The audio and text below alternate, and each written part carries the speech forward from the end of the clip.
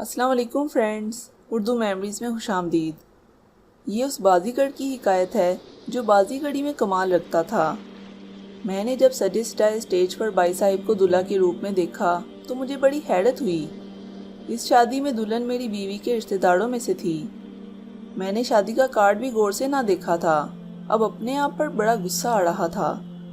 اگر میں شادی کا کارڈ غور سے پڑھ لیتا تو بائی صاحب کا نام اور ولدیت پڑھ کر میں فوراً سمجھ جاتا کہ دلہا کون ہے، اور اگر مجھے پہلے سے دلہے کے بارے میں معلوم ہو جاتا تو پھر یہ شادی کسی قیمت پر نہ ہونے دیتا۔ میں دلہا کے بارے میں وہ سب کچھ بتا دیتا جو میرے علم میں تھا۔ لیکن اب کیا ہو سکتا تھا؟ نکاح ہو چکا تھا۔ میں اور میری بیوی دلہا دلہن کو شادی کی مبارکباد دینے اسٹیج کی طرف جا رہے تھے۔ تب میں نے دلہا کو غور سے دیکھا تھا۔ میرے لیے دلہا کوئی اجنبی شخص نہ تھا، وہ میرا سابقہ بہنوئی تھا۔ سابقہ اس لیے کہ اب میری بہن اس دنیا میں نہیں رہی تھی۔ میری بہن روشنی واقعی چمکتی اور جلملاتی ہوئی تھی۔ وہ جہاں بھی ہوتی سب سے الگ نظر آتی، بہت خوبصورت اور بہت معصوم۔ اس کی عمر ہی کیا تھی کہ وہ شادی کے بندھن میں بندھ گئی، مشکل سے 17-18 سال کی ہی رہی ہوگی۔ میری خالہ اصغر احمد کا رشتہ لائیں، اصغر احمد کو جس نے کبھی دیکھا پسند کیا۔ رشتہ اچھا تھا، لڑکا صاحب حیثیت، اعلیٰ تعلیم یافتہ، خوبصورت اور نیک تھا۔ ایسے رشتے تقدیر ہی سے ملتے ہیں، یہ سوچ کر میرے والدین نے فوراً ہاں کر دی۔ لیکن جب میں نے اصغر احمد کو دیکھا تو وہ مجھے پسند نہ آئے۔ میں نے اپنی رائے کا امی سے بھی اظہار کر دیا۔ میری رائے کو اس وقت کوئی اہمیت نہ دی گئی، بچگانہ سمجھی گئی۔ میں اس وقت تھا بھی بچہ۔ میں روشنی سے صرف 1 سال چھوٹا تھا، مرد تھا، لہٰذا روشنی سے 1 سال بڑا لگتا تھا۔ خیر، اصغر احمد سے میری بہن کی شادی ہو گئی۔ شادی کے بعد میں اصغر احمد کو بائی صاحب کہنے لگا۔ وہ بھی مجھے خاصی اہمیت دیتے تھے۔ لیکن سچی بات یہ ہے کہ میں اپنے بہنوئی کا ادب ضرور کرتا تھا، لیکن میرا ان سے کبھی دل نہیں ملا۔ بائی صاحب بڑے ملنسار اور با اخلاق واقع ہوئے تھے۔ جو بھی ان سے ایک بار مل لیتا ان کا گرویدہ ہو جاتا۔ اسی حسن اتفاق نے انہیں بچائے رکھا، رسوا نہ ہونے دیا۔ میری بہن روشنی اپنی زندگی سے ہاتھ دھو بیٹھی اور کوئی بائی صاحب کی طرف انگلی بھی نہ اٹھا سکا۔ میری بہن روشنی شادی کے بعد صرف 6 ماہ زندہ رہ سکی۔ مجھے اپنی بہن روشنی سے بے حد محبت تھی۔ جب میں نے روشنی کے بارے میں یہ سنا کہ وہ زندگی کے آخری سفر پر روانہ ہو گئی ہے تو میں بے ہوش ہو گیا۔ مرنے سے پہلے وہ 1 ہفتہ ہمارے گھر رہ کر گئی تھی۔ مجھے اگر معلوم ہوتا کہ روشنی اب کبھی اس دہلیز پر قدم نہ رکھ سکے گی تو میں اسے یہ دہلیز پار ہی نہ کرنے دیتا۔ اپنی زندگی کے ہاتھ میں سے چند گھنٹے پہلے اس نے مجھ سے فون پر بات کی تھی۔ وہ اس دن کس قدر خوش تھی۔ وہ مجھ سے پکنک پر چلنے کا پروگرام بنا رہی تھی۔ اس بیچاری کو کیا معلوم تھا کہ تقدیر اس سے کیا کھیل کھیل رہی ہے۔ چند گھنٹوں کے بعد دنیا ہی بدل چکی تھی۔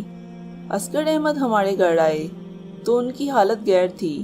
بمشکل انہوں نے ہمیں یہ خبر سنائی تو ہم لوگوں کی صدمے سے چیخیں نکل گئیں۔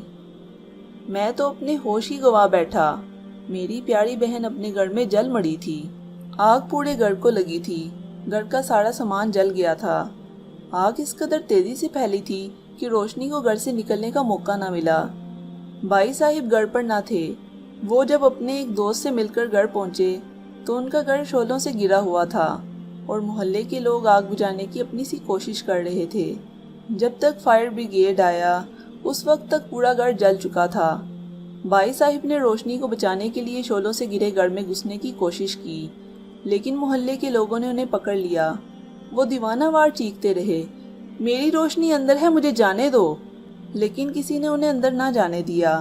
گھر جل گیا، میری پیاری بہن روشنی بھی راکھ ہو گئی۔ گھر میں آگ کس طرح لگی یہ کبھی معلوم نہ ہو سکا۔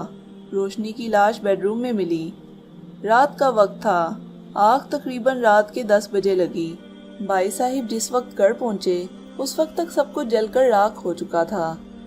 روشنی اور گھر کے جلنے کے بعد سے اصغر احمد بہت اپسیٹ ہو گئے تھے۔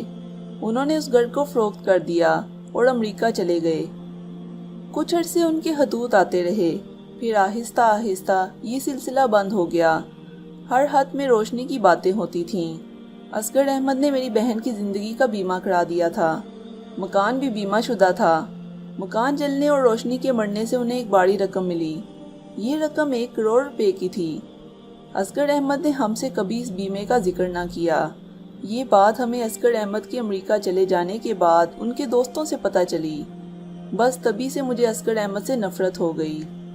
10-11 साल बाद मैंने एक मर्तबा फिर उस बाजीगर को दूल्हा बना देखा तो मैंने खुद को शोलों में गिरा पाया। असगर अहमद की सूरत देखकर मेरे दिल में धुआं सा उठने लगा था। अमेरिका से वापस आकर अब उसने इस शहर में क़याम किया था और अब फिर से एक नया जाल बुना था। मेरी समझ में नहीं आ रहा था कि मैं क्या करूं। निकाह हो चुका था, अब उसके बारे में किसी को कुछ बताना भी बेकार था। मेरे पास कोई सबूत ना था। मैं किससे क्या कहता, क्या बताता, मेरी बात का भला कौन यकीन करता।